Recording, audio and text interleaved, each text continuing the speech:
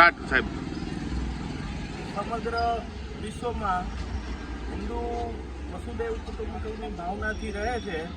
અને ભારત જેવા દેશમાં હિન્દુ બહુમતી ધરાવતો દેશ છે. બાંગ્લાદેશમાં હિન્દુઓ પર જે અત્યાચાર થઈ રહ્યા છે વર્તમાનમાં, એના માટે આખા દેશભરમાં એક આક્રોશ ફાટી નીકળ્યો છે અને એના ભાગરૂપે આજરોજ ગોંડલ ખાતે સમગ્ર હિન્દુ સમાજ એક થઈ અને પોતાનો આક્રોશ વ્યક્ત કરવા માટે મૌન રેલી સ્વરૂપે જઈ અને પ્રાંત અધિકારીશ્રીને આવેદનપત્ર આપી અને એના માધ્યમથી સરકારને એક સંદેશો આપવા માગે છે કે ભાઈ બાંગ્લાદેશની સરકાર ઉપર દબાણ લઈ આવે અને જે હિન્દુ મંદિરો ઉપર હુમલા થાય, જ્યારે પૂજાના સમયે હુમલા થાય, સાધુ સંતોને કેદ કરવામાં આવે, હિન્દુ